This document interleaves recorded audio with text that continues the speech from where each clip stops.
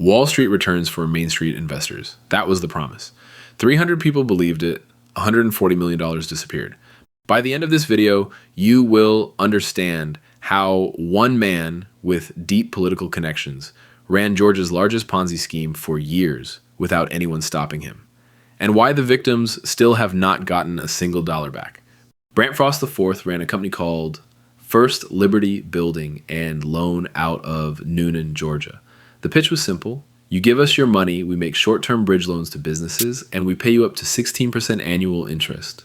Safe, reliable, guaranteed. Frost had decades in conservative political circles. He was not some random guy off the street. He donated to campaigns, sponsored events, and ran ads on shows hosted by Eric Erickson, Hugh Hewitt, and Charlie Kirk. If you were a Republican in Georgia, you probably knew somebody who invested.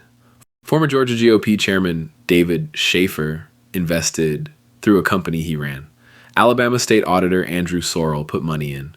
A political action committee controlled by Sorrell did too. Grassroots activists, retirees, church groups. The investor list reads like a who's who of Southern Republican politics. 16% annual returns on bridge loans. Let that number sit for a second. Most savings accounts pay less than 5%. The S&P 500 averages about 10.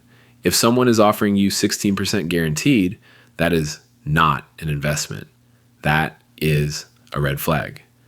But here's the thing.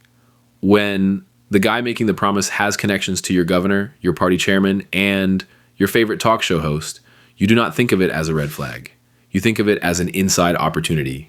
Georgia's Secretary of State office is supposed to regulate securities. They examined First Liberty and did not catch it. State lawmakers are now trying to strip the office of that responsibility entirely, saying they failed. The SEC filed a lawsuit claiming Frost stole $17 million for himself, his relatives, and affiliated companies. On top of that, he made loans to borrowers who never paid back a cent. The money people thought was safely invested was gone. But that is not all. Over $1 million in investor money went to political donations, not to earn returns, to fund far-right Republican insurgent campaigns, your retirement money funding somebody else's political agenda. In hindsight, the Frost family was running a classic affinity fraud. Target a tight-knit community, use trust and shared identity to bypass due diligence. The money was never safe. It was never even invested properly. First Liberty collapsed in July 2025. A federal judge froze the assets and appointed a receiver. As of today, the receiver has $3.59 million on hand out of $140 million. That is 2.5 cents on every dollar invested. The receiver sold 5 luxury vehicles from the Frost family. That brought in $139,000. They sold his Patek Philippe watch for $10,000. They are selling the First Liberty office building for $581,000, but there is a $160,000 lien on it. The math is brutal. Politicians who receive stolen money have started sending it back. Over $300,000 recovered from more than 1,000 political donations. But the receiver himself has already billed $412,000 in fees. The recovery process is eating what is left. This week, Georgia Secretary of State Brad Raffensperger held a meeting with victims. Thomas Todd, a 77-year-old retired business owner, told Raffensperger he lost $750,000.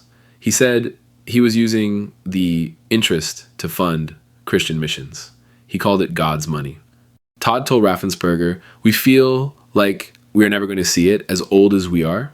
He is 77, and he is probably right. Raffensperger is running for governor. His office's failure to detect the fraud could become a liability in the Republican primary. State lawmakers want to move securities regulation to the Department of Banking and Finance. Meanwhile, the receiver says asset recovery will be expensive and protracted. Here's what this case teaches.